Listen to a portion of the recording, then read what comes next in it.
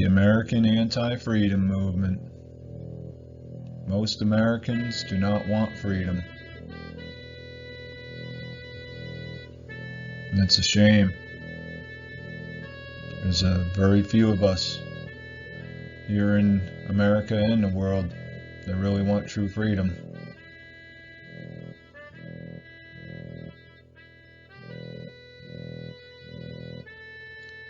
This video is by Bill Hoy, that's me. My website is willhoy.com.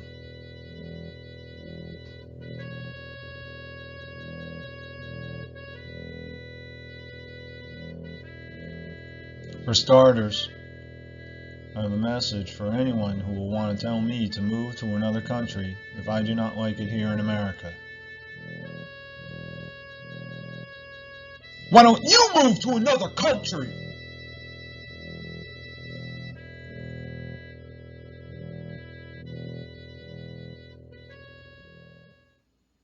Okay, that being cleared up. These are going to be the contents of this video. In this video, I'll read from an article that I submitted in a letter to the editor of the LBI Sandpaper in New Jersey, in United States, America, un-United States of America, United Soviet States of America. But anyway, continuing on, the article was printed in the commentary section on 2/2/2022, February 2nd of this year.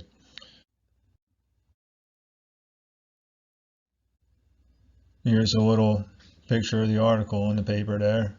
That's commentary, Freedom versus Tyranny, We Have a Choice. That's by Bill Hoy, that's me, and that's where I start with my article there. And this here is the paper, the Sandpaper, February 2nd. News magazine of Southern Ocean County.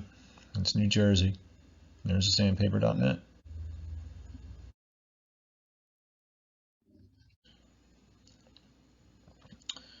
Then I will read the reaction to my article that was printed in the Sandpaper. This article is listed in the opinion section as feedback. This article was printed on 3/2/2022, March 2nd of this year. And 3, I will read from the clips from the article and critique it.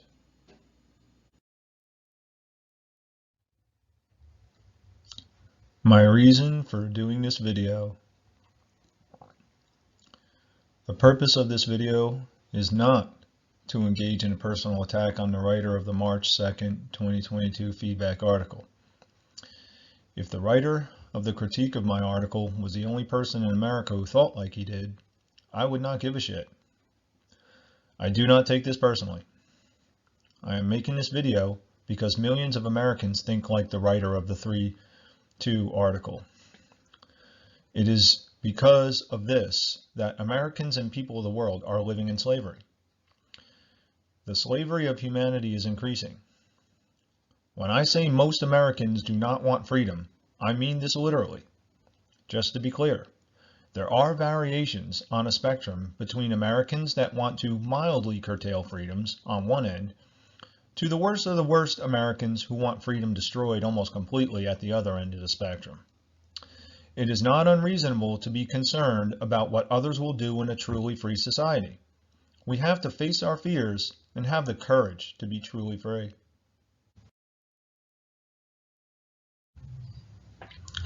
Objectives of this video. Number 1, I want people to understand that there are probably 25 million American adults who would agree with the sentiments in the 3/2 feedback article. There is likely another 25 million who would mostly agree. There is most likely another 50 million people who would partially agree with the 3/2 article. Finally, there is probably 100 million or more people who would agree with a few things in the 3/2 article. As a society becomes more moral, that society will become more enslaved. That's a natural law, folks. That's what this is about. That's what this is about. That's a natural law. Number 2, I also want to show how and why the writer of the 3-2 feedback article hates freedom. This is mostly subconscious and even unconscious. I want people to understand that people like this writer hate the fact that humans have free will. People like this hate their own free will and in turn hate the fact that human free will exists. It's a very bizarre scenario. It's very bizarre. Once again, mostly subconscious, even unconscious. It's really bizarre. But anyway, I want people to understand that it is not just the so-called elite ruling class of the world that wants to eliminate human free will. Look into this Great Reset, all these players of the Great Reset. They come right out and say it. They come right out and say it. They're very public about this, like Schwab and this Harari individual, whatever his name is. But anyway, continuing on. There are many American citizens who want to destroy freedom. This is why the ruling class is able to accomplish their goals of the destruction of America and domination of the world. Just to be clear, I'm not saying that everything in the feedback article, the 3-2 feedback article, is false. There are some truthful statements, and I do note some of them. This is my article that I wrote to the sandpaper. I'm making a video appearance. I'll be making a few video appearances throughout the video, I think. Once again, I'm Bill Hoy. My website's willhoy.com, and this is my article that I submitted to the sandpaper, and it was printed on February 2nd of this year, 2022. And this article is rooted in the non-aggression principle, which is what most of my work is really about, but I absolutely do cover the self-defense principle in my work because you have to have both the non-aggression principle and the self-defense principle. They both work together. You got to have both. And I submitted an article to the sandpaper about the self-defense principle, and that was not printed, and I'm very saddened by that, at least so far. I'm very saddened by that, but I will say to the editor of the sandpaper, I give you credit. I think her name is Gail. I'm pretty sure that's their name. I give you a lot of credit for the title, Freedom versus Tyranny, We Have a Choice. It wasn't me who made that title, so I'm assuming it was probably the editor or maybe another writer at the sandpaper. Excellent title, and I give you credit for having the courage to at least print this, because the ruling class doesn't want the world to know this stuff. And I give you credit where credit is due to the editor of the sandpaper, a local newspaper. So I'm going to go to this article now, and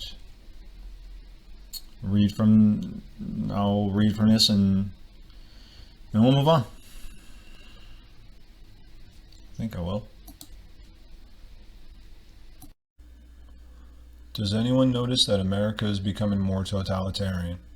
Does anyone care? Tyranny is flourishing in the United States because Americans are not aligning their behaviors with natural behavior laws. Most Americans do not even know these laws exist. Laws are fixed, inherent, immutable, and unalienable principles. Humans cannot make laws.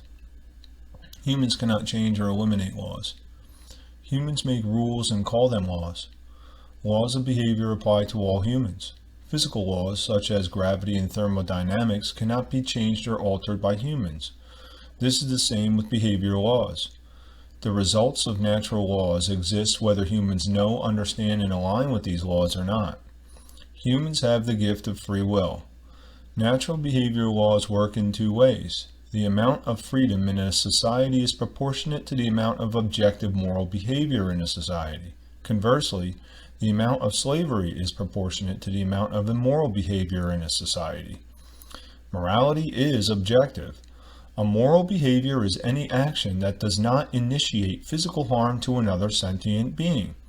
This includes behaviors that support the initiation of physical harm to others.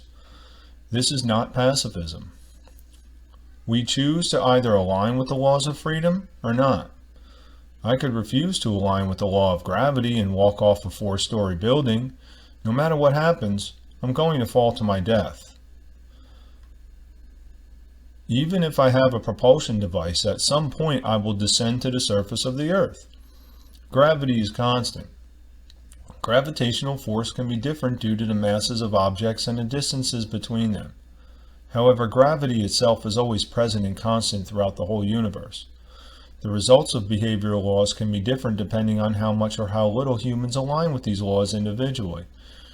The results can also vary depending on how many people in a large society align or do not align with behavioral laws. The results of behavioral laws are most visible in large societies over long periods of time. Compare the levels of freedom in America starting in the 1980s to the present day. Observe how over a period of 40 years, America slowly became less free. This is how natural behavioral laws work. The founders of America had a good understanding of these laws.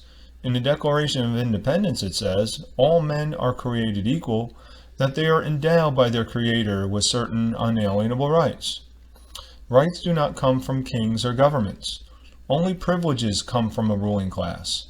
Driving is a right. A license to drive is a privilege giving a person permission to engage in the right to travel freely. Natural rights are birthrights endowed by the Creator or God. This is not a religion. To be clear, the founders of America were not completely enlightened. Abhorred practices such as the slavery of dark-skinned people and the destruction of the original Americans was common. However, these nefarious activities had been going on for thousands of years. The founders of America were not going to change this overnight. However, what the founders did was give information to the public about the truth of natural behavioral laws. For the first time in history, a nation was founded on the principle that human beings do not have the right to rule over other human beings. This was a great start. So that covers what objective morality is and what these natural behavioral laws are, and a little bit talk about rights and what they are, and a little bit about the founders and how they were not perfect. I don't worship the founding fathers, but they did give us a potential for a great start, and we Americans haven't moved forward with that.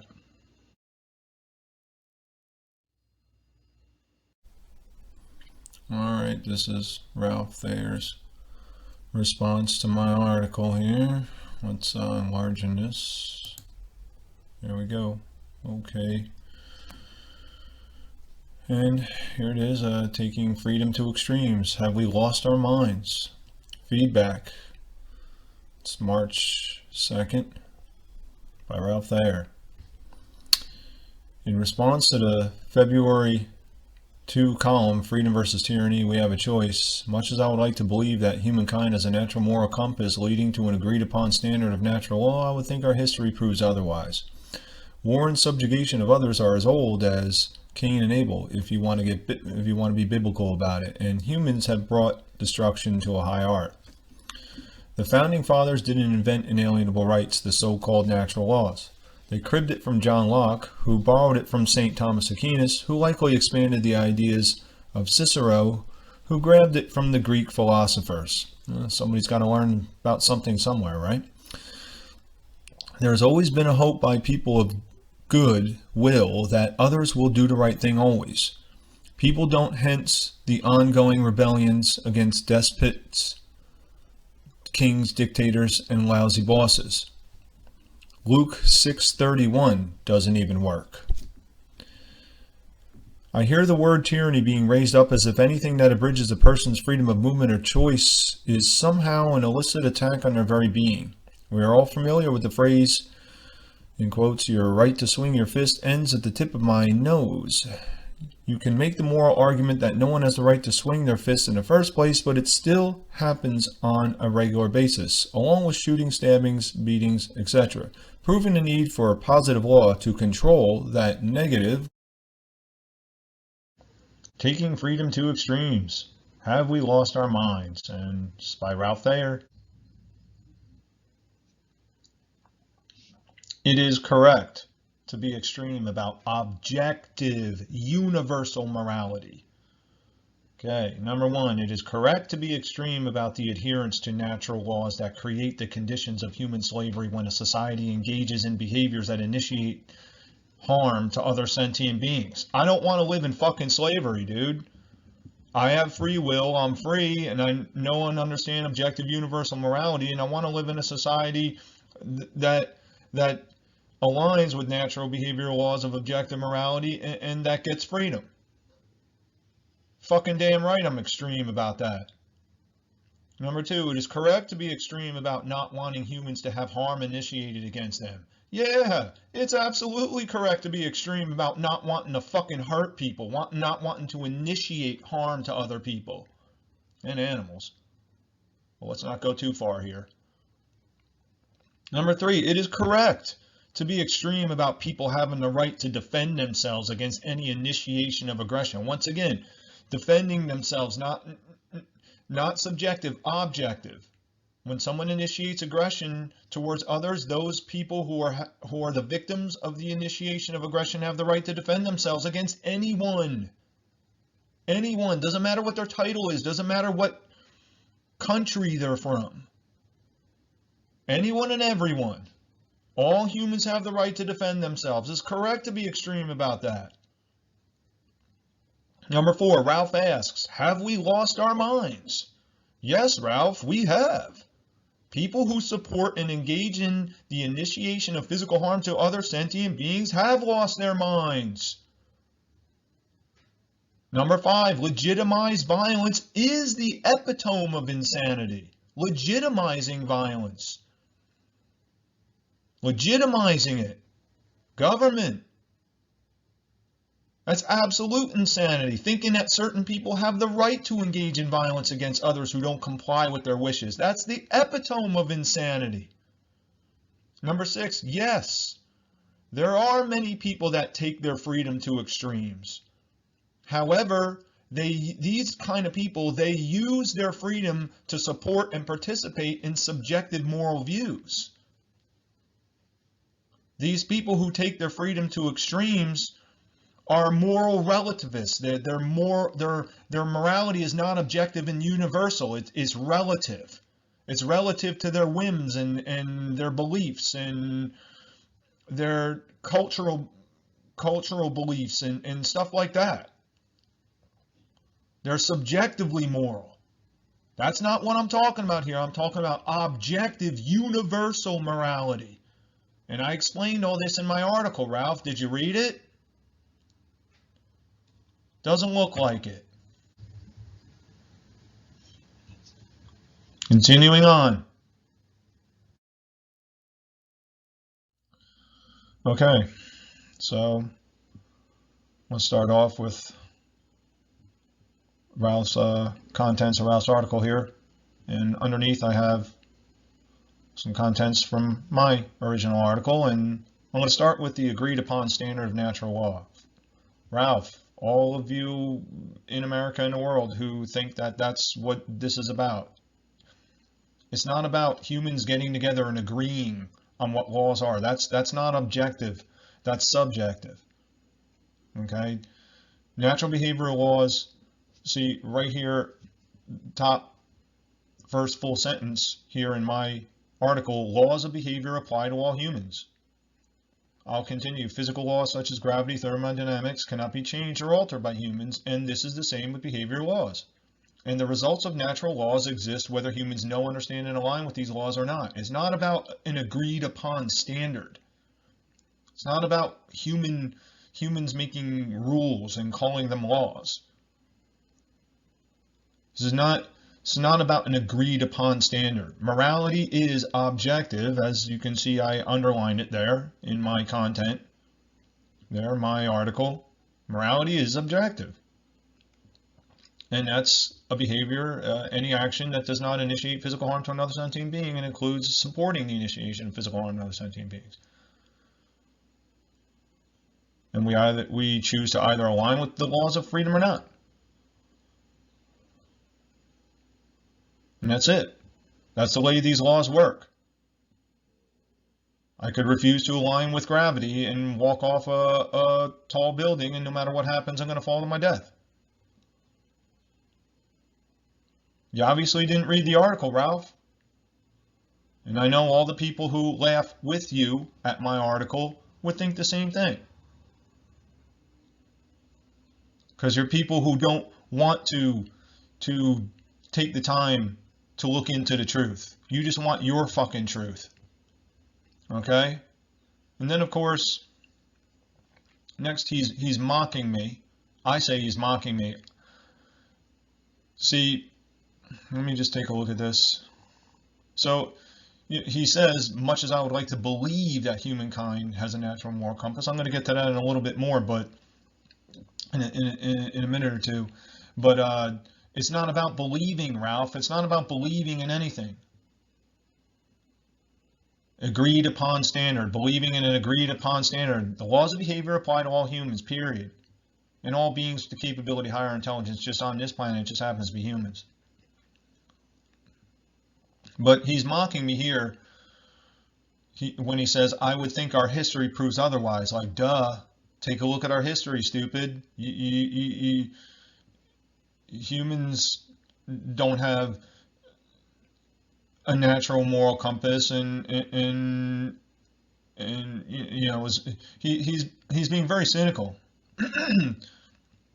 saying it's mockery. He's mocking me, and all the other people who think just like him are all laughing. And then he says war and subjugation are as old as Cain and Abel. There's a lot more to that Cain and Abel story, folks, than what we've been told. But I'm not going to get into that. But and he says humans have brought destruction to a high art. He's got that right. And he's mocking me, saying I think our history proves otherwise, not even realizing he's contradicting himself, because he's actually proving my point. Because what I write, the amount of freedom in a society is proportionate to the amount of objective moral behavior in a society. Conversely, the amount of slavery is proportionate to the amount of immoral behavior in a society. That's why war and subjugation are as old as fucking Cain and Abel. Because humans have not aligned with these laws.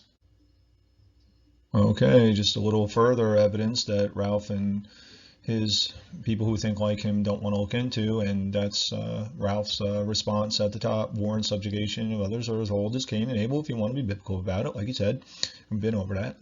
And here at the bottom of that is another part from my article here that I put in. The results of behavioral laws are most visible in large societies over long periods of time. Just instead of just reacting and seeing something that conflicts with your worldview and rejecting it, look at it, observe. War and subjugation are as old as biblical times. The results of behavioral laws are most visible in large societies over long periods of time. Just observe. Observe. Do some scientific research. All right. So while he thinks he's mocking me, he's actually proving my point. Thanks, Ralph. You proved my point. Our history proves otherwise. Yes, because people do not align with natural behavior laws. And that's why war and subjugation, slavery, that's what subjugation is, are go back to biblical times. Because the amount of freedom in a society is proportionate to the amount of objective moral behavior in a society. Period. End of fucking story. Do some of your own observation, dude. Do some of your own observation, all you people who laugh with this article. All right. Human nature is neither moral or immoral. Okay? As stated in my article, humans naturally have free will. Violence is not a natural part of human nature, and humans do not have a natural moral compass, like Ralph, as much as he would like to believe that humans have a natural moral compass. Humans do not have a natural moral compass, dude. It's not an innate part of humanity. Neither is violence. Okay? So that's number 1, 2, and 3. Now to 4, I do think that humans possess natural qualities of working together and caring for each other. However, in number 5, Humans are a species that is conditioned, and those natural qualities of working together and caring for each other can be conditioned out of us, and we could be conditioned into working together and caring for committing evil. Okay, so humans can be conditioned. Animals can also be conditioned. The difference between humans and animals is that humans have the capability to access higher intelligence. Humans have the ability to understand behavioral laws. Humans also have the capabilities to destroy all life on Earth. This is why humans are bound by these behavioral laws. All right, moving on.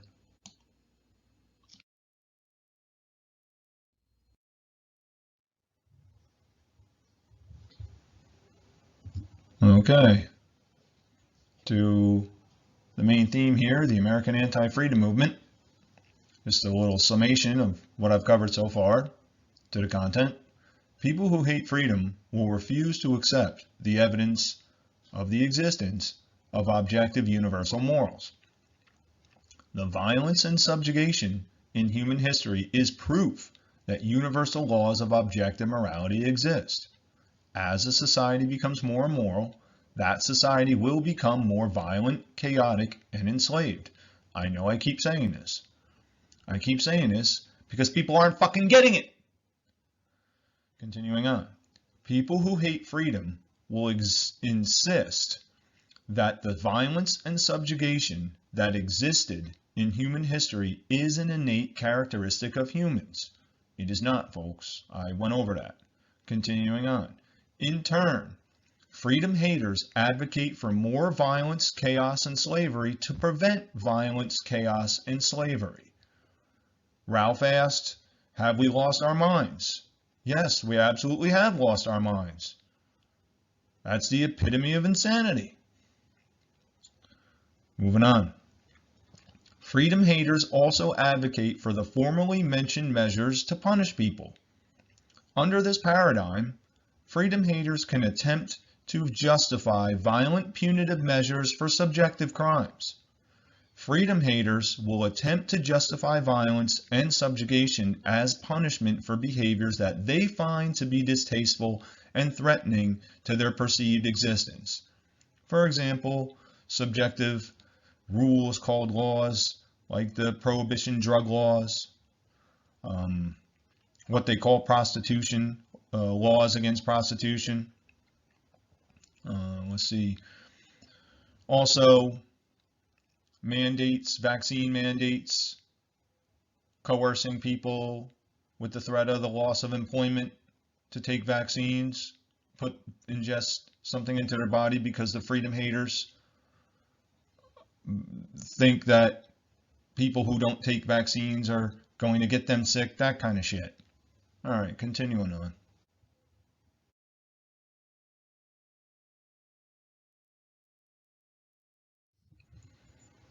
Okay, Ralph's response is on the top and my original letter on the bottom here. Start with Ralph's response. The Founding Fathers didn't invent inalienable rights, the so-called natural laws, so-called, he says. And no shit, Ralph. In my article, down to the bottom on my article, laws are fixed, inherent, immutable, and unalienable principles. Humans cannot make laws. Humans cannot change or eliminate laws. Humans make rules and call them laws. Laws of behavior apply to all humans. Physical laws such as gravity and thermodynamics cannot be changed or altered by humans. This is the same with behavioral laws. Did you read the article, Ralph? Did you read my article? See, once again, folks, these freedom haters, they start reading something and it conflicts with their subjectively moral worldviews, and they reject it and they mock it. And they don't even look into it. Of course, they didn't invent inalienable rights. Rights are birthrights, Ralph. I also said that I'm pretty sure I also said that in my article. Rights are birthrights endowed by the Creator. Yeah, I said that when I was talking about the Founding Fathers in my article there. So let me just move on. Then he says they cribbed it from Locke, Aquinas, and Cicero, and the Greek philosophers. Well, folks, people have to learn about something somewhere. People have to learn about something somewhere. All right? Humans are not just born with knowledge. They have to learn it from someone. There has to be teachers. And that's what Aquinas, Cicero, and Locke and all them, they were teachers. Founding fathers had to learn it from somewhere. Wake up. These are people, look, these freedom haters will look for any reason to not want to look into the truth and not want to be truly free.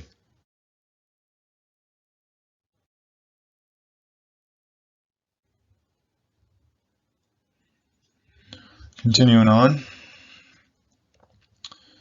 And then he says, there's always been hope by people of goodwill that others will always do the right thing. That's not what this is. I mean, thanks, Ralph, for saying, at least give me, that was an insult, but he at least gave me a little compliment that I'm someone of goodwill, but he's mocking me, clearly mocking me. That's what I say. He's mocking me.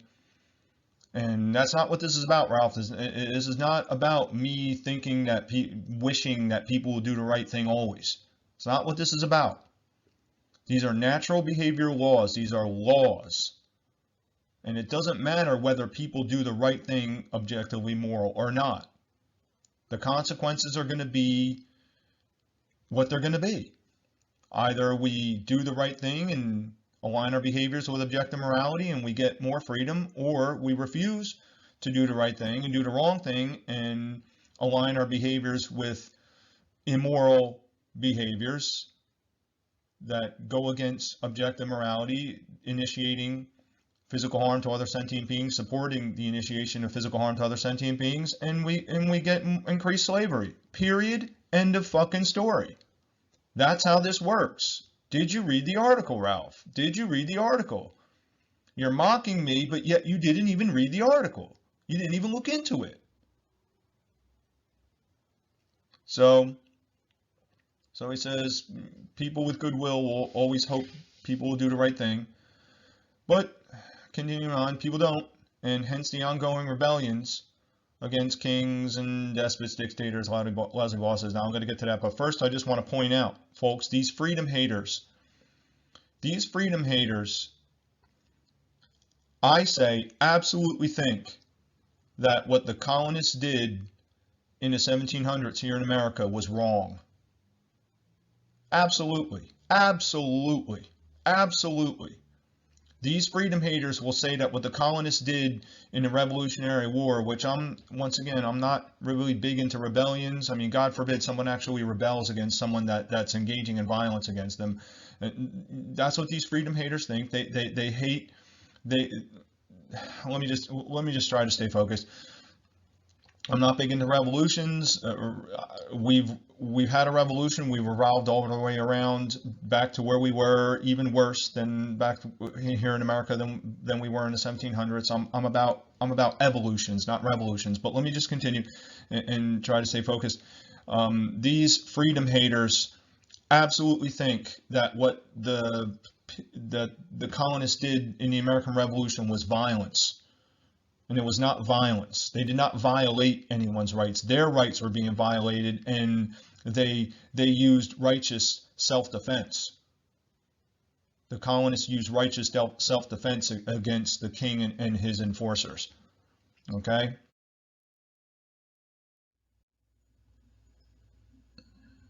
Okay, I just have to say this. Also, I must add that most of the remainder of Americans that hate freedom, whether their hatred is conscious or subconscious, will think that what the colonists did in the 1700s was right. However, these freedom haters will think that it is not right to do the same thing in the present day. I must add that. And when I say the remainder of Americans that hate freedom, I mean the ones that do not think that what the colonists did in the 1700s was incorrect. They think it's correct, but they don't think it's correct to do that today. But then I just want to point out that he's putting in the same category, he's putting lousy bosses in the same category as despots, kings, and dictators. He's putting lousy bosses in the same category as like Hitler and Stalin and Chiang Kai-shek and Mao Zedong, who between all four of them were responsible for who knows at least 200 million, facilitating 200 million murders. Of course, they had order followers, enforcers to do the actual duties for them. But once again, equating lousy bosses to facilitators of hundreds of millions of murders. He's comparing a lousy boss that fucks up on your schedule or messes up on your paycheck to a despot like Pol Pot, who during Pol Pot's reign in Cambodia, I think it was only like a 2-year period, the average Cambodian, I think, had a 1 in 2, 1 in 3 chance of being murdered. This is what these freedom haters are all about, man. And of course, he talks about Luke 6:3-1 doesn't even work. That's do unto others as you would have done to yourself. And the reason why it doesn't work is because most Christians and all people have subjective moral views. So of course, do unto others as you would have done to yourself is not going to work.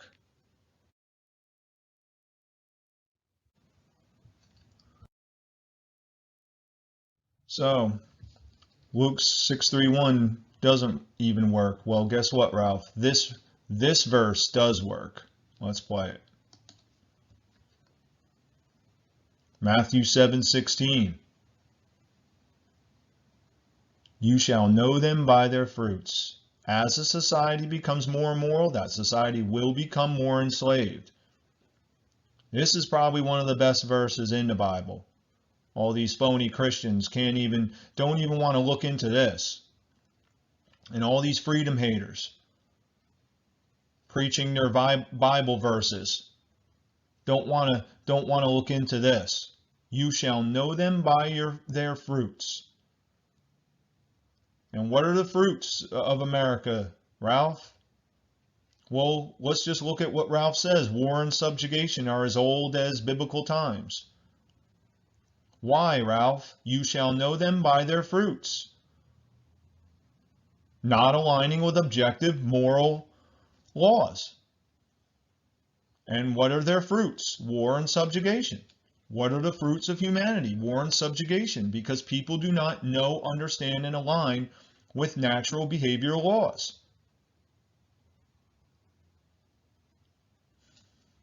Just had to make an appearance for this, because this drives me nuts. All these phony Christians can't even truly understand this verse that they spout out of the holes in their stupid faces. All right.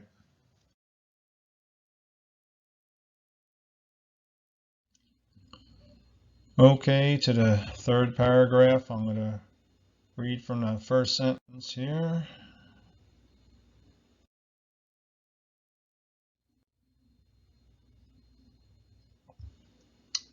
Ralph's first sentence at the top, my response in the blue.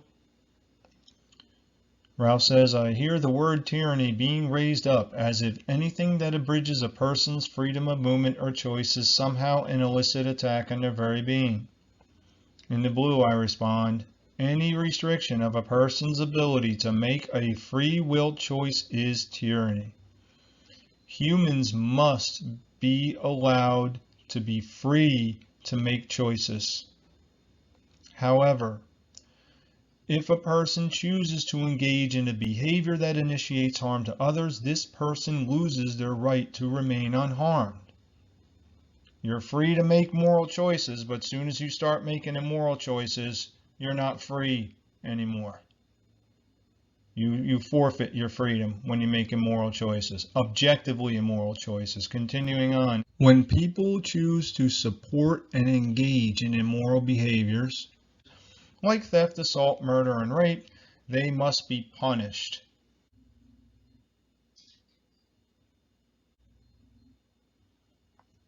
So, Ralph, this is the bulk of the third paragraph there, and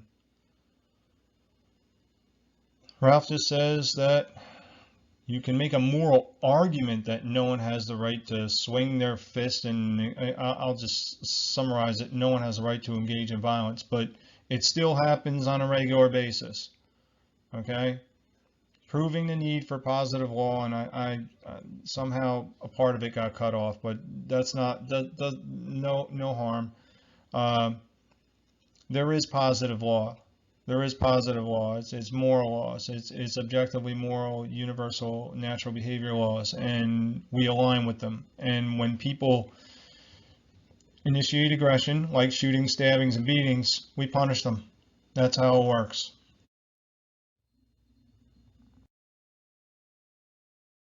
Sure, everyone has free will, but where does that lead us as a society when people determine that their vision of freedom means that they want to carry around a firearm and point it at other people, just in case those people might be a threat?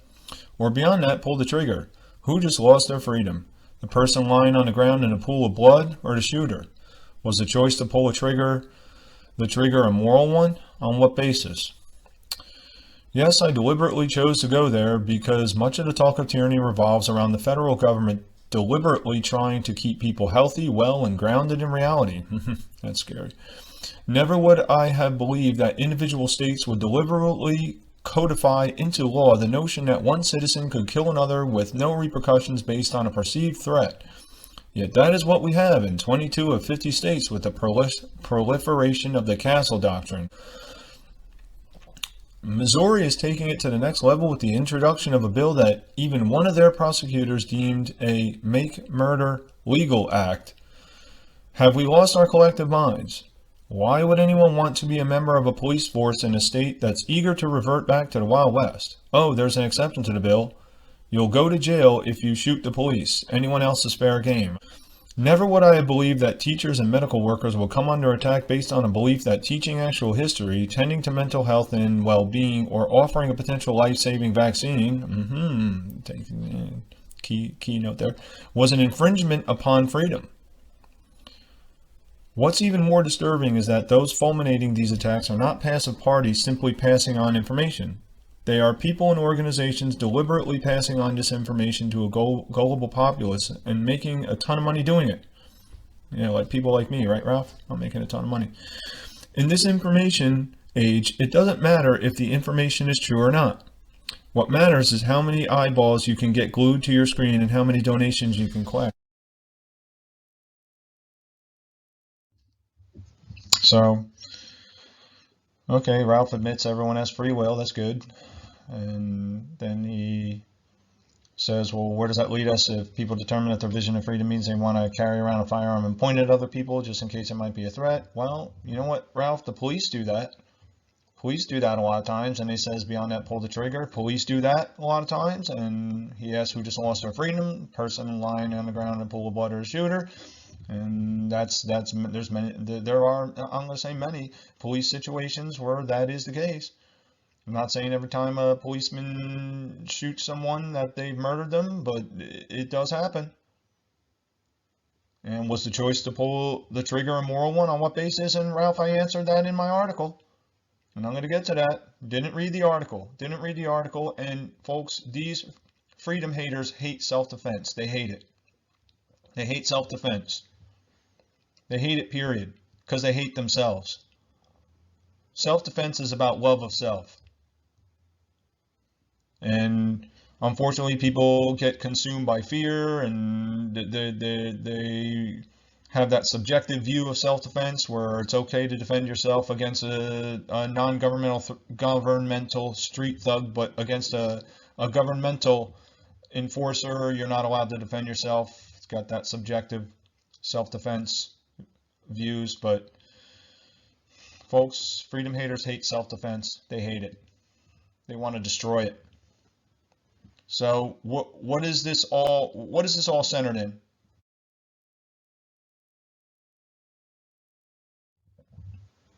Right there. Centered in a person's vision of freedom. And once again, that's from Ralph's response, and on the bottom here, that's from my article. All those questions Ralph asked, I answered. Morality is objective, not my opinion. Not my opinion. A moral behavior is any action that does not initiate physical harm to another sentient being. This includes behaviors that support the initiation of physical harm to others. I answered that. The reason why we humans are in the situation we're in is because people's vision of freedom is subjective. People have not been conditioned as children, which is the most important time to condition children into objective morality, that morality is objective. And then people grow up with their own visions of freedom, and they reject any information where someone tries to tell them that morality is objective, because it doesn't fit their worldviews. But that can change. Human beings can change. We can be conditioned out of this, and we can start understanding that morality is objective and living in accordance with that. We can do this. And these freedom haters, they don't want that. These freedom haters don't want that.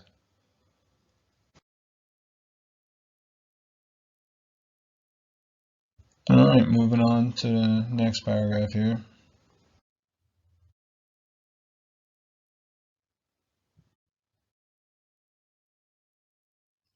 So first I want to start with this. It says he deliberately chose to go there because much of the talk of tyranny revolves around the federal government deliberately trying to keep people healthy, well, and grounded in reality. And this is absolutely, at best, naive to completely, at worst, completely delusional. I mean, this is an insane belief here. And this really says it all. This is your freedom haters right here. This is your freedom haters. They're children. They're children. They're not grown-ups. They're children. And I'm talking about millions of people, man. I'm not just talking about this guy Ralph here. I'm really talking about almost all adults in America. Even people in the freedom movement aren't even completely psychologically mature. There's people in the freedom movement. But this is extreme. I mean, there are mountains of evidence. I mean, just recently with the VAERS data, Vaccine Adverse Event Reporting System data, that shows, I think right now, somewhere between maybe 25 and 30,000 deaths, vaccine-related deaths, vaccine-related injuries, well into the millions. And that's just at the CDC. Even the CDC admits those numbers are underreported. Just at face value. That should, and the federal government still is trying to coerce people into taking these vaccines. I mean, that they're calling them vaccines. They're mRNA therapies. And they're not, and apparently look at the VAERS data, and for those of have died and been injured after taking these vaccines, sure wasn't therapeutic. I mean, just that, and just look at Lyme's disease, created under the auspice of Operation Paperclip. Look at all the open air biological experiments that the U.S. military has done on unsuspecting U.S. civilians without their consent. It's all a matter of public record. So I mean, anyone who thinks that the federal government exists to keep people healthy and well is not grounded in reality. I mean, this is crazy. I mean, that's scary. That's what these people think. That's what these freedom haters think.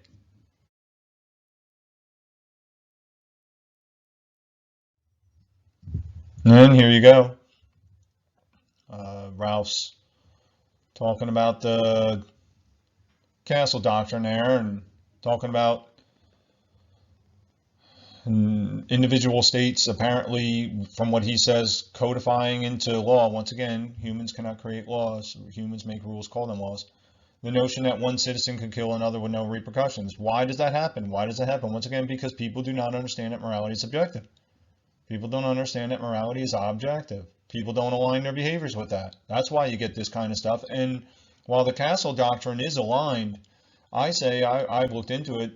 For the most part, the Castle Doctrine, its underlying philosophy is definitely in line with objective morality. It's definitely aligned with the self-defense principle. So, but maybe some states take it a little bit too far, I guess. And once again, that's because people's morals are subjective. That's why. That's why you get that. And you know, the Second Amendment is tied into the Castle Doctrine, and it's Second Amendment's about self-defense, man. Not about hunting for deer. It's about self-defense, and it's specifically created to. So I was interrupted there, but it's the Second Amendment was created specifically to make sure that people understand that you have the right to defend, that all humans have the right to defend themselves against all humans, even agents of someone's own government. So, I mean, the Castle Doctrine, once again, I looked it up and it seems to be in line with objective morality for the most part, underlying philosophy. But yes, some people can take that overboard, and that's because people's morals are subjective. Okay, moving on.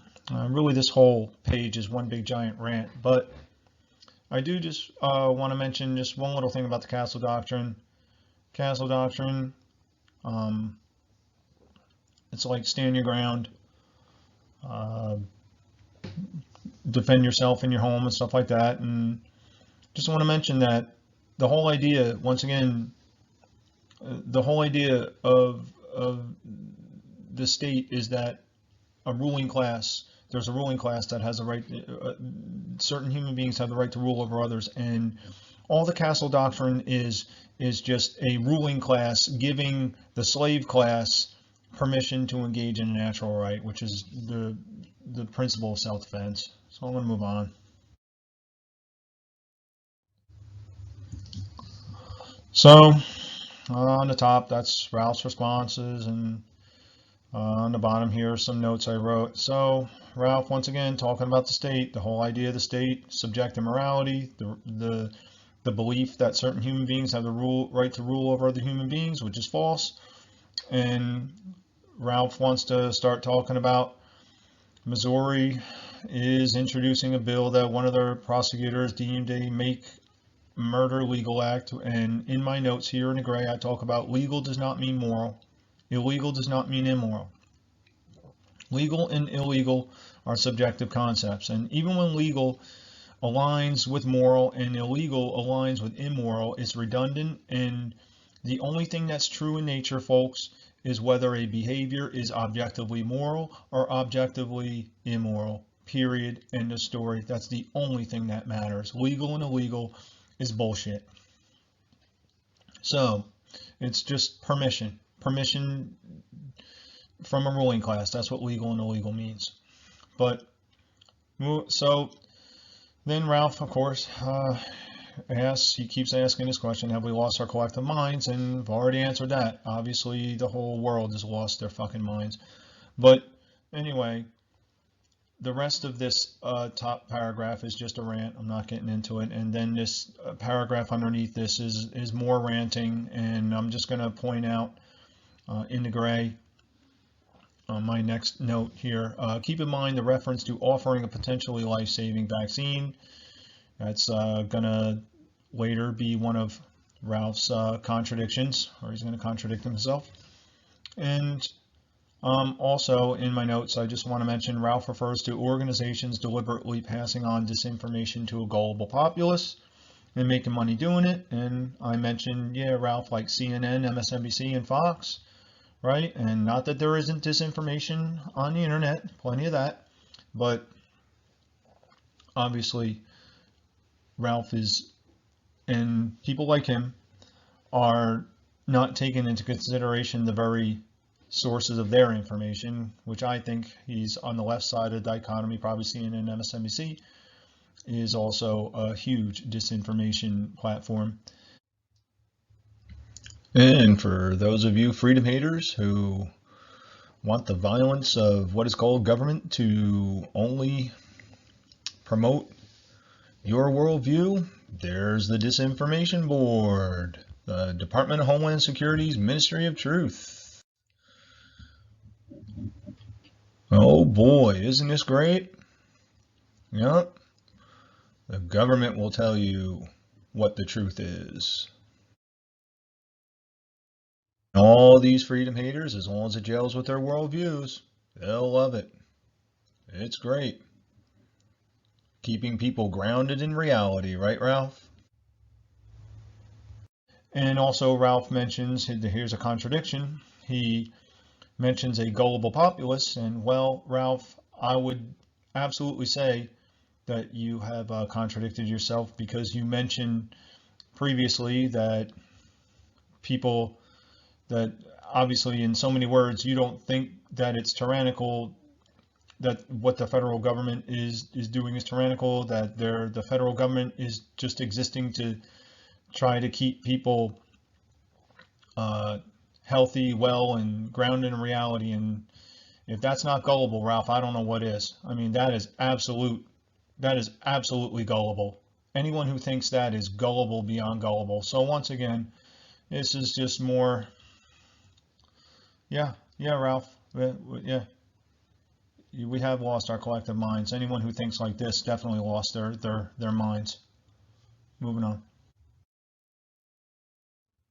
And just another note, I'm sure that's probably the whole idea of people deliberately passing on disinformation to a global populace. I'm sure that's probably a cheap shot at me. And well, Ralph, once again, read the article and actually truly look into it for yourself, and you'll see.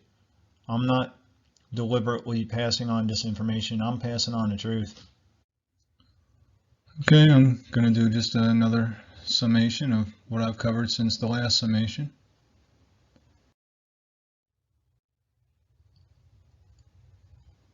Okay, so the American Anti-Freedom Movement, and let's go over some overarching points.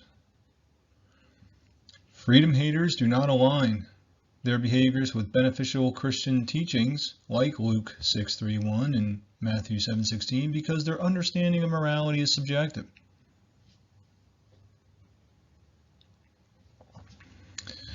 Okay, number 2, freedom haters are opposed to people making free will choices. They want to use violence to prevent violence and get people to conform with their views. Must allow people to make free will choices. And when they make immoral choices that initiate harm to other sentient beings, we punish them and we defend ourselves. Number 3, the anti-freedom movement hates self-defense. Hate it. They hate self-defense. Hate it. They want to eliminate self-defense from the face of the fucking earth. Firearms, they want to get rid of it all. 4, at best, the state is subjectively moral no matter what location. Just like Ralph is bemoaning and wailing about what the other side of his political dichotomy is doing, and the state is subjectively moral no matter what side of political dichotomy it is. And number 5, freedom haters disseminate false information and blame others for spreading disinformation.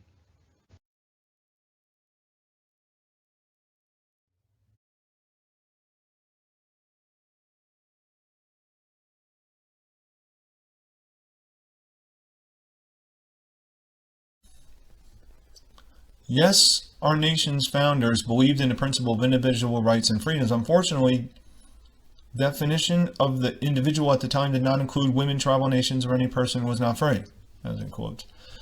As originally written, only men 21 years of age or older who owned land could vote, and the Constitution stayed that way until 1870. Consider that the original people of the U.S., Native Americans, didn't get the right of citizenship or the right to vote until 1924, 4 years after women broke through the barrier.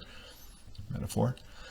It was another 46 years before a woman could get a credit card, like you would want one, or a loan without her father's or husband's signature. Now, if that wasn't tyranny, I must have the wrong dictionary. Just having a sip of my coffee. Yeah, this is good stuff. Tyranny is not taking a hold of the nation. Okay. Although there are folks desperately trying on the state level to make tyranny great again, C is a leftist, banning books, restricting women's health choices, restricting voter access, demonizing religious choices, all smack of tyranny. What has taken hold is the desire of too many to refer back to times when women were not allowed to vote and considered to be wards of their husbands, when streets were free of people of color, and you can dump trash in the ocean and pollutants in the waterways. The fiction of voter fraud has been raised to allow disenfranchising millions of their right to vote, as if they would really want to, as if that even matters anyway, as some feeble protests, such as, if my candidate of choice doesn't win because of the ideas they present, then somehow the system has to be twisted and maneuvered into letting them win anyway, like the Russia scandal. Right there, Ralph? The definition of tyranny is cruel, unreasonable, or arbitrary use of power or control. It seems the current crop of voter suppression laws fits that definition pretty well. Who will that benefit?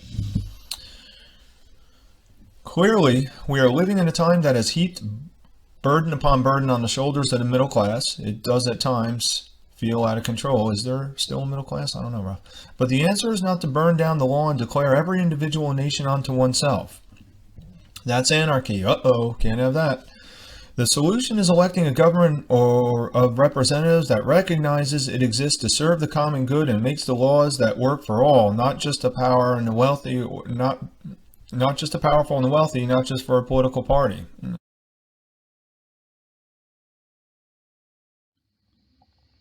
All right, so the next page of ranting here, I'm going to start with Ralph's first paragraph here.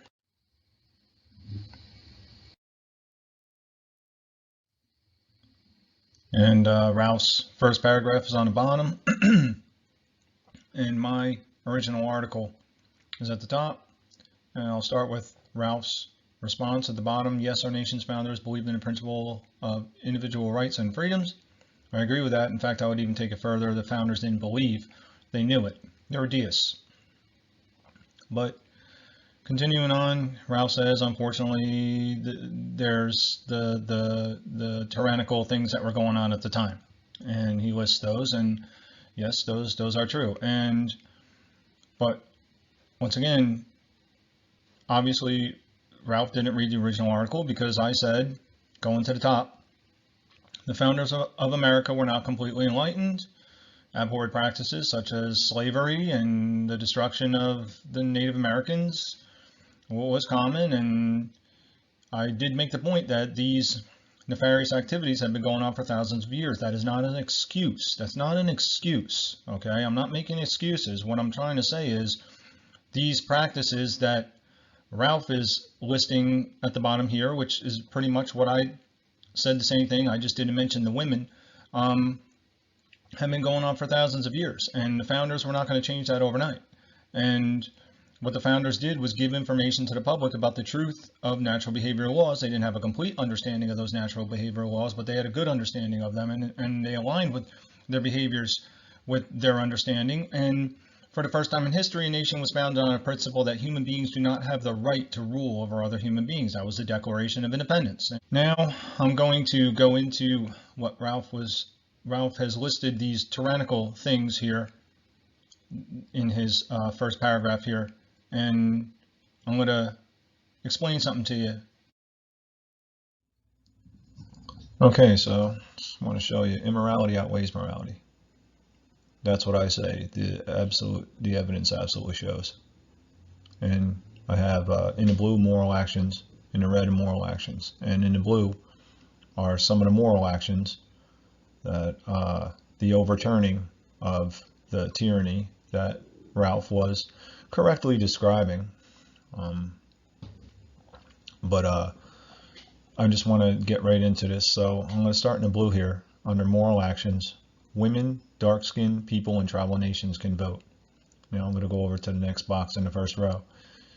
What is that? That's giving people a privilege to engage in a right to participate in a selection process. Who really cares if someone doesn't want me to participate in their selection process? I wouldn't even, I really wouldn't even care. But I mean, yeah, it is tyranny, but not even near to what's in the red. But let's continue here. In the second row, women, dark-skinned people, and tribal nations are declared to be citizens. And moving over to the next box, what's the implication of that? Well, giving people a privilege to engage in a right to be part of a particular society. And yeah, that is overturning a tyranny. That's a moral action. But then again, I mean, so what if somebody doesn't want you to be a part of their society? I mean, these are moral, these are tyrannies that were overturned, but the significance is very, very small. So let's go to the last row. In the blue, women can get a credit card and a mortgage loan. And what's the implications of that? Moving over to the next box in the blue. Giving women a privilege to engage in the right to purchase things? I mean, really? I mean, let's move over to the immoral actions here. And I picked these 3 immoral actions because these 3 immoral actions have been in place for a long time in our society. I wanted to pick the immoral actions that were ubiquitous in our society, in America, and that have been around for decades, for a long time. Okay, and these are basically the 3 big ones here. So let me start in the red. In the first row, people must pay, in quotes, taxes. Taxes is a euphemization. It's extortion and robbery. But once again, people must pay taxes or face legitimized threats, duress, and even violence. And what are the implications of that? Moving over to the next box. That's ownership of people.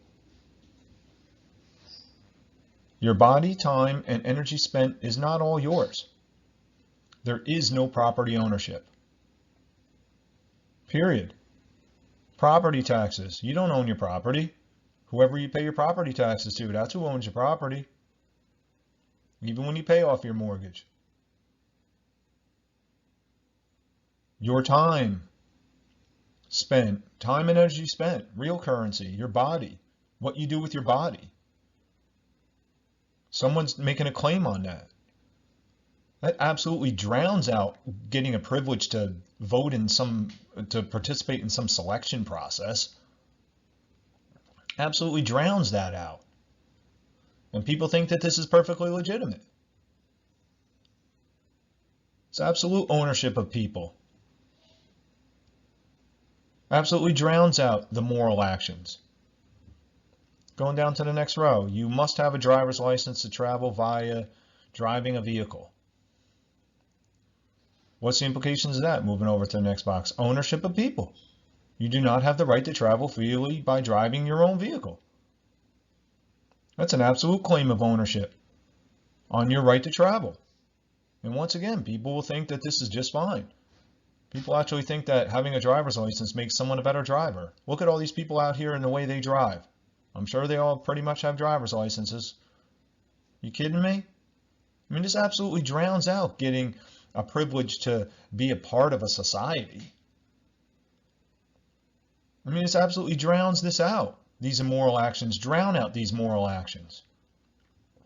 It's a joke. Not having the right to travel in your own vehicle unless you get this privilege to have your paper. You have to have your papers, and that's your privilege to engage in that right. That's ownership of people, man. Now to the last row in the red. People must report for jury duty when summoned by the court. What's the implications in the next box? Moving over. Ownership of people again. When the rulers summon you, you must obey, or you face arrest and violence. A summons, that's a threat of violence. King summons his servants. A queen summons her servants. And when you're summoned, you better come when you're summoned, and you better come fast, and you better come the way they want you to come, or there's going to be duress and violence engaged against you. absolutely drowns out being given a privilege to fucking purchase things. I mean, are you serious? I mean, this is a joke. And these three have been ubiquitous in our society. And what does this all amount to? There you go. In the blue, just overturning exclusion from certain things in society. In the red, you got ownership of people. Ownership of people absolutely destroys overturning exclusion. Now, where does this lead? Well, there you go. More immoral equals more enslaved.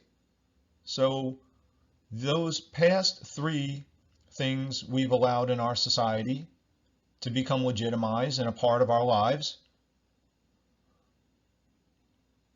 and most people will hail the moral actions over here that, yeah, I mean, they're moral actions, but they pale in comparison to now, as a society becomes more moral, becomes more enslaved. Now it increases. Now let's go once again to the red here.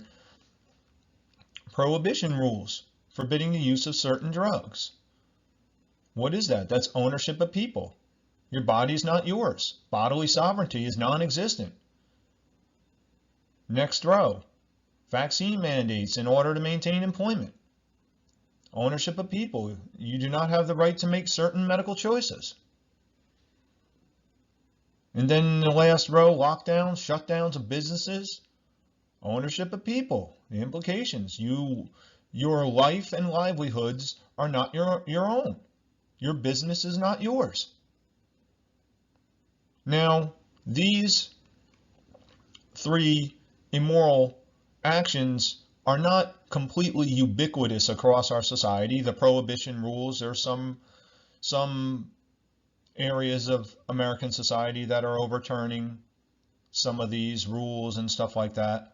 So they're not completely ubiquitous. And of course, the vaccine mandates in order to maintain employment, that was for like the federal government telling private companies of 100 or more people that they had to vaccinate or the people would not be able to work anymore. And that's been suspended. That's on hold. And the lockdowns and shutdowns aren't going on right now. But you see, this is how it happens. Just the fact that these things were even introduced, just the fact that prohibition rules exist anywhere, just the fact that, I mean, even still, I think federal workers, which I don't feel sorry for, but like military people and federal workers still are under the whole vaccine mandate thing. I think that's still going on. Maybe it's being argued over or whatever. But once again, just introducing that is completely immoral.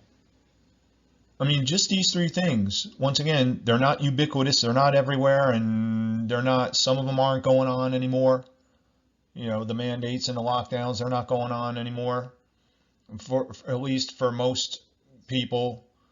And the prohibition rules are not completely ubiquitous throughout American society now. Some areas are overturning some of this stuff. But once again, this is how immorality moves on. It becomes more increasing in a society because immorality outweighs morality. And people all focus on the good moral things that happen, and they forget about the immoral things, and that immorality creeps up.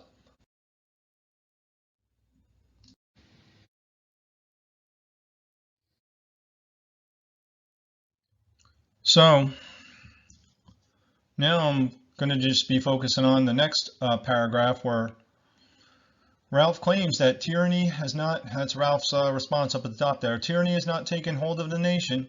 Once again, these freedom haters.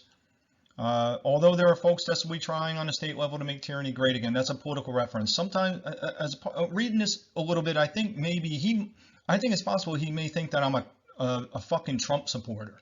Ain't no damn Trump supporter. Fuck that. But anyway, of course, these people who hate freedom, their morals are subjective. So when they're ruler gets in, they claim that tyranny is not taking hold of the nation. But if the other ruler got in, that's that reference there, make tyranny great again. If the other ruler got in, then there would be tyranny. And their morals are subjective. And that's basically what I want to focus on here. And this is what you have, this left-right divide. All politics is a divide and conquer strategy, and it's a proxy. It's like parental proxies. And you got the state itself, which is the proxy for natural behavioral laws, which once again, I'm not against having societies align with these laws and then punish people properly for transgressions of natural behavioral laws, but that's not what the state is. The state makes its own rules and calls them laws, and it's based on people's whims and preferences, like Ralph and his minions. So just a quick note, you have on the left side, you have the Democrats. That's the mommy side. Mommy will take care of you. Mommy will make sure no one's offending you. Mommy will, if you lose your job, mommy will give you some money. And then on the right side, you have the Republicans. That's daddy. Daddy will take care of the Iranians and the terrorists and all the bad people in the world, supposedly, as the television tells people, whatever the television tells people are bad, viruses. Daddy will take care of those viruses and all that stuff. And that's the daddy. And this is just, politics is a divide and conquer strategy, and especially the left-right divide, it's never going to go anywhere. Just total slavery, that's it.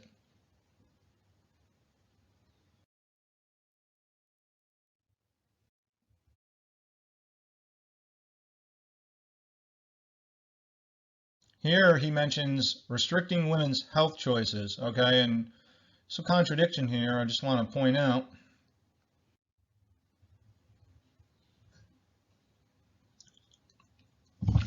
So he's talking about restricting women's health choices, and I think that's a reference to like abortion and shit, which I'm not political at all, but as far as I understand about natural behavior laws, if there's a life inside of a woman's body and that life is terminated, that's an immoral action, and women will scoff at me and say that I'm a male pig or whatever, but I'm telling you, a woman, I understand, like say if a woman's raped, it's really terrible, and believe me, I empathize fully, but as a woman, you can have that baby and just give that away as a baby, and that baby will never know.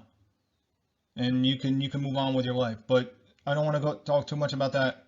Just want to talk about this contradiction here, restricting women's health choices in the middle.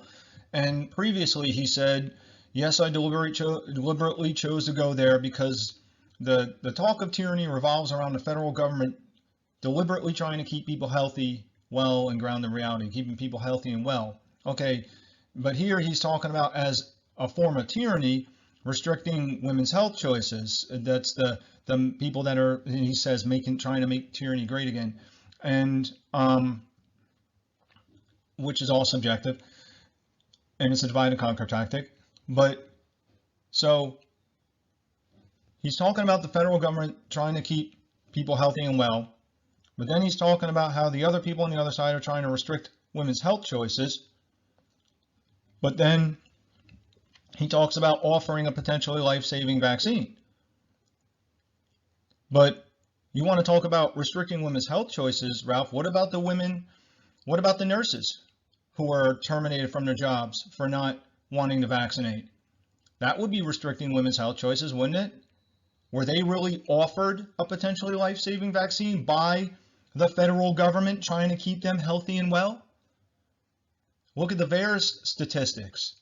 Is that really trying to keep people healthy and well? And these women wanted to make the health choice to not take this to not take the so-called offered potentially life-saving vaccine. They didn't want to take it. And they were terminated from their jobs. That's restricting women's health choices. You're contradicting yourself, man. That's what subjective morals do. This is a perfect example of a contradiction within the context of subjective morality.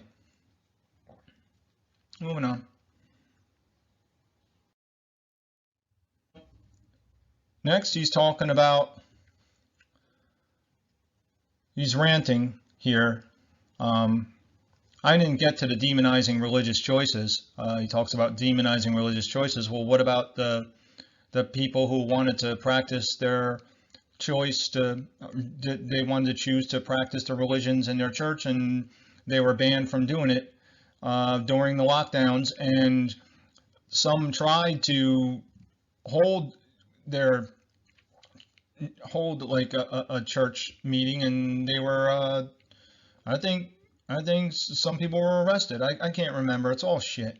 But anyway, he talks about, he's ranting about how he says that people, I guess, on the right side want to go back, want to be tyrannical and go back to the old ways and stuff like that. And I'm sure there are many people that are. Once again, we're talking about subjective morality. It doesn't matter which side of the political coin you're on, it's subjective morality. And the freedom haters are not just on the left side of the dichotomy. The freedom haters are on the right side of the dichotomy as well. Plenty of freedom haters on there. What is the topic here? Most Americans basically hate freedom. Okay? It's just the truth. But anyway, he's talking about you could dump trash, saying prior to now, when his favorite ruler is the ruler, you could just dump trash in the ocean and pollutants in the waterways. Well, I don't know if you've been paying attention, Ralph, but there's a island, there's a trash island the size of Texas in the Pacific Ocean. I don't know if you noticed that. But what about polluting the atmosphere, Ralph? What about that?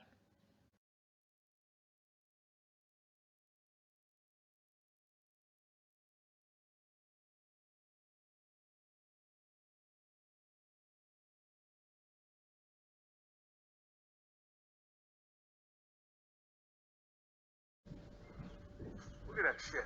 Yeah, look at that, Ralph. Unbelievable. Unbelievable. I mean, this is just, I mean, look at that. Look at that. What about that, Ralph? Have you ever looked up, Ralph? And all your minions? Have you guys looked up? All you freedom haters, have you looked up? Look at that. You seen the pollution?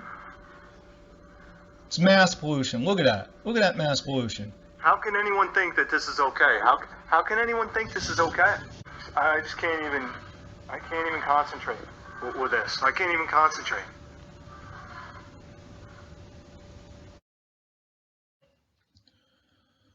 Supposedly, how many freedom haters really care about that? The pollution in the atmosphere. How many freedom haters even want to talk about that? It's a joke. Here he's just more ranting, talking about, I guess, the Trump side of the dichotomy, the people that were complaining that the election was rigged, and well, Ralph, once again, just like you people on the left complaining years ago that Trump being elected, what's her name, Hillary Clinton was robbed and there was Russian collusion. The same bullshit. Same bullshit. Just once again, subjective morality, not the answer. And of course, he correctly defines the definition of tyranny, but once again, he's subjective. And that's these freedom haters. And then clearly, he goes down to talking about that we're living in a time of burden upon burden on the shoulders of the middle class. All right, so then, in this last paragraph, he says he, I guess, is sympathizing, I guess, or trying to have some empathy for the middle class here, whatever the middle class is. I don't even think there is a middle class, but I think that's a reference to what was called whatever the so-called Capitol riot or whatever, which was a sham. I mean, that whole thing was a sham. All right, but And unfortunately, the people who many of the people who participated in that were just useful dupes. But anyway, once again, he says I guess he's having some sympathy or empathy or something like that. But he says the answer is to not, in his words, burn down the law and whatever he's talking about here, every individual nation unto themselves, whatever this nonsense is. He's just ranting again, and he then says that word. He says anarchy. That's anarchy, and it's unfortunate, folks. Anarchy just means no rulers, no masters, no slaves. That's all it means. And unfortunately, people think that the anarchists were these people during these, like in Minneapolis and Portland and all them, that were engaging in violence and burning down businesses, and those were not real anarchists. Those are not real anarchists. The real anarchists were the people that were standing outside the businesses with firearms, protecting the businesses. Those were the real anarchists. These people are fake anarchists. It's unfortunate that people think that anarchy, people think that it means like chaos and violence, and that's not anarchy, that's slavery.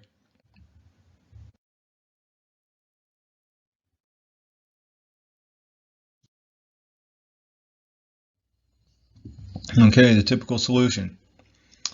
So up at the top, I would say this is Ralph's offering of a solution, and I would say most Americans feel that this is a solution. So the solution: electing a government of representatives that recognizes it exists to serve the common good and makes the laws that work for all, not just the powerful and wealthy, not for a political party. And of course, human beings cannot truthfully make laws, folks. Keep this in mind. Laws are inherent and universal. Human beings make rules and call them laws. And anyway, to the dark blue here, the typical solution, number one, freedom haters always offer the same solution that has enslaved humanity for eons. Just like Ralph said in the beginning of his article, war and subjugation are as old as Cain and Abel. That's because we humans always stick with the same solution, which is a human ruling class. And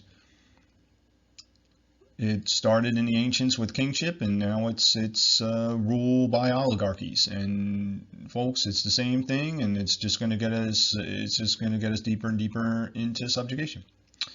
Number two, even if Americans were to choose to withdraw from the left-right two-party divide and conquer strategy, it is still imperative to begin to know, understand, and align with objective morality in order to live in a society that allows moral free will choices.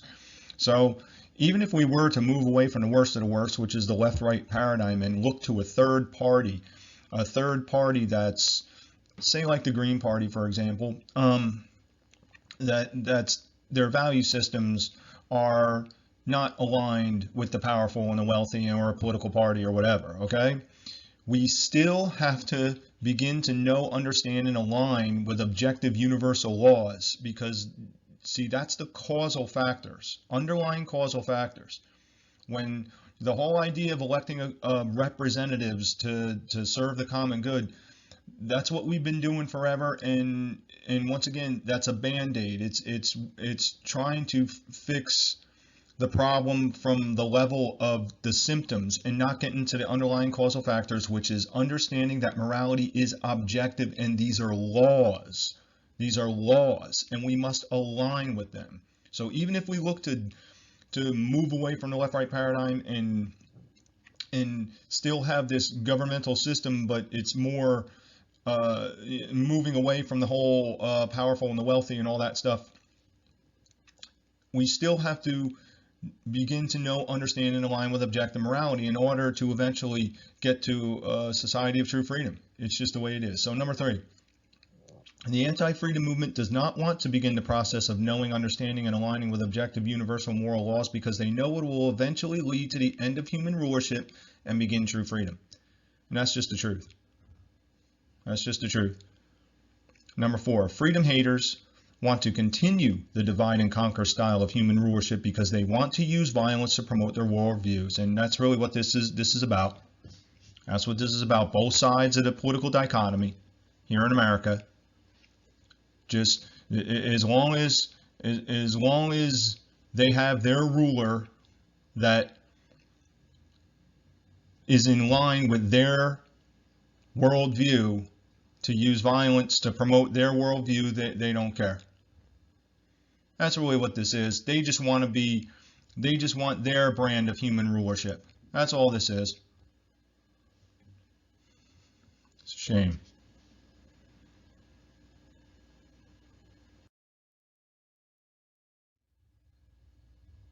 I just want to show you just real quickly just how the whole two-party system works and how it leads to the same thing, ultimately a absolute dictatorship. So this is just a little historical example going all the way back to Reagan, American presidents here, and this is how the left and right divide works. One side claims that there's tyranny going on, the other side claims that everything's wonderful, and it moves forward. And that's basically what Ralph's talking about in his article there. So like with Reagan, the right supports it, the right thinks that everything's wonderful, and the left thinks that there's tyranny, and then it moves to Daddy Bush, the right thinks that everything's wonderful, and the left thinks that there's tyranny.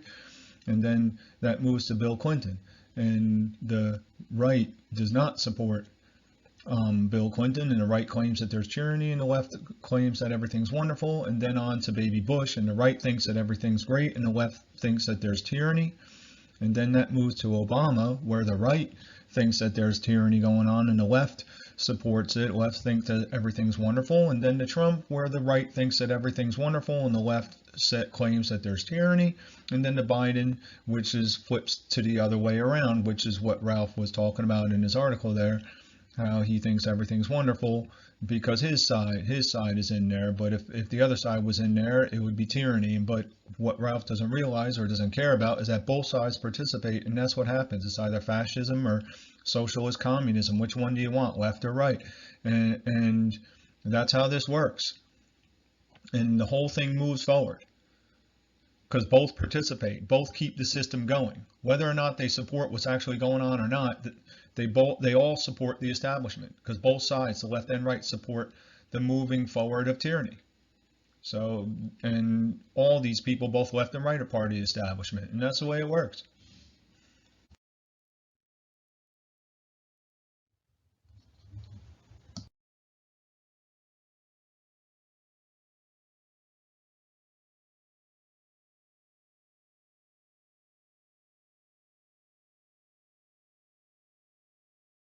No, the Founding Fathers did not write a constitution to validate libertarianism.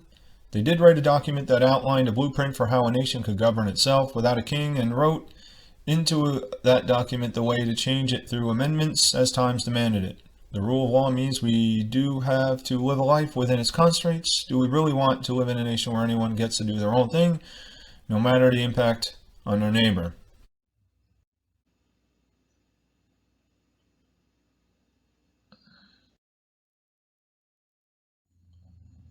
So thank God it's the last paragraph. Enough torture here. Ralph says, no, the Founding Fathers didn't write a constitution to validate libertarianism.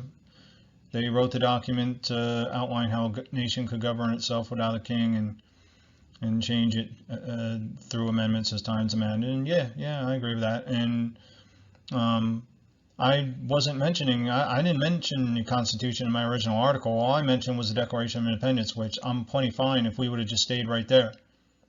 But unfortunately, the founders did decide to write a constitution, and of course, that's a shame. We could have just stayed at the Declaration, and we could have went from there, because the Declaration wasn't perfect either. I'm not saying it was perfect, and we could have elevated in consciousness from the Declaration. But he's right here. This is mockery, saying that the Founding Fathers didn't write a constitution to validate libertarianism. He's mocking. See, these freedom haters, they hate libertarianism. Any kind of alignment with morality, which libertarianism, it's pretty close to complete alignment with objective morality, and I'll take it. And this is mockery. Freedom haters will mock and scoff at libertarianism. Once again, mentioning the Constitution. I didn't mention the Constitution. Wasn't talking about the Constitution, but this is mockery, and this is what this is what freedom haters do. Anyone who tries to talk about any kind of freedom, they scoff at it and mock it. Because these people hate freedom. They hate themselves. And then he says the rule of law means we have to live within the within its constraints. Whose rule of law? And then he says, do we really want to live in a nation where anyone gets to do their own thing no matter the impact on their neighbor? That sounds to me like a reference to the health mandates. That's fear. That's fear right there. Any man who gives up liberty for safety deserves neither and will lose both. That's a paraphrase of Franklin's quote. Ben Franklin. But see, these freedom haters, I mean, what does that mean, impact their neighbor? It means whatever they think is an impact on them. And just to mention another contradiction, I say, this guy Ralph, who appears to me to be a leftist, and that would be a liberal, and your traditional liberal values are aligned with libertarianism, and these liberals claim to, as they espouse these original libertarian values, but yet they contradict themselves. They support war, and then they scoff at libertarianism. So I'm just going to wrap it up with that, and I'll just wrap it up here because I'm done with this. I've had enough of this.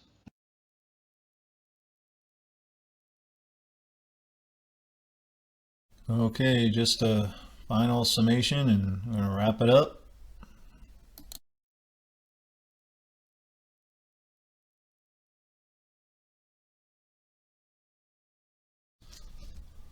Okay, just going to make a final appearance and wrap up the American Anti-Freedom Movement, and just want to clarify that the American Anti-Freedom Movement is a name that I have given to anyone who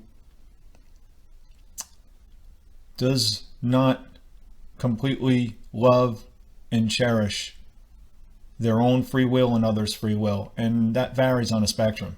You have people that on the low end of the spectrum that think that they're all about freedom, but then they don't even realize, maybe subconsciously or unconsciously, that they do a bit hate freedom a little bit. So, and then of course you got the other end of the spectrum, which this guy Ralph here is pretty close to, and all the people that are like him. So let's wrap this up.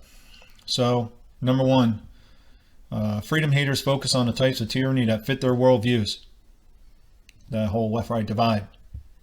When the left side's in, the left side's cheering, and the right side's claiming tyranny. And then when the right side's in, the president, the right side's cheering and the left side's claiming tyranny. In most cases, the tyranny they focus on is marginal and confined to desire for a ruling class to distribute privileges equally, like voting and citizenship. Now, I want to just mention voting. If you're voting, that is a right, as long as you're not voting for something that is initiating physical harm to another sentient being. That's supporting the physical harm of other beings, and that is objectively immoral. So just want to be clear, if you're voting and you're voting for something that initiates physical harm to another sentient being, you're immoral. That is not a right. But if you're voting and you're not voting for something that is initiating physical harm to another sentient being, then you're moral, as long as you're voting for something that does not initiate harm. I think I got that right. And also, I just want to be clear, as far as democracy, the whole idea of democracy, just because something's done democratically doesn't mean it's done morally. You could get 10 people together and they vote 6-4 to initiate physical harm to another sentient being. Then that democratic process was not done morally. Okay, just want to be very clear about that. Just because democracy is not synonymous with morality, objective morality. So, let me move on. Number 2, people with subjective morals contradict themselves often. Subjective morals create cognitive dissonance in freedom haters. Very common. Cognitive dissonance, holding two contrasting thoughts, and then people's behaviors contrast with what they say, what they want, what they say, and what their feelings and intentions are. Number 3, people in the anti-freedom movement are willfully ignorant. Absolutely. And some are more willfully ignorant than others. Very willfully ignorant. They'll bemoan a particular thing like with the pollution and ignore other kinds of pollution that are actually much more egregious, like the atmospheric pollution in the atmosphere. Everyone's ignoring that. Number 4, freedom haters scoff at libertarianism despite claiming to espouse similar values. Almost every American will not even attempt to conduct an honest inquiry into what anarchy truly is, and that's a big one. That's a big one. Anarchy is just absence of a ruling class. It's really what it is. And everyone will insist that it means chaos and violence is slavery. It's not anarchy. But number 5, in sum, the anti-freedom movement hates both their own free will as well as other people's freedom to make choices. And that's once again on a varying spectrum. That covers both sides of the political divide. Even some people in the freedom movement harbor some subconscious and unconscious hatred of free will and freedom. And the people in the anti-freedom movement, the worst of the bunch this applies to, they will never want to understand that morality is objective. Okay? Freedom haters will never want to understand that morality is objective, and that's going to be it. I definitely went further than I wanted to talk about, but that's going to be it. The end.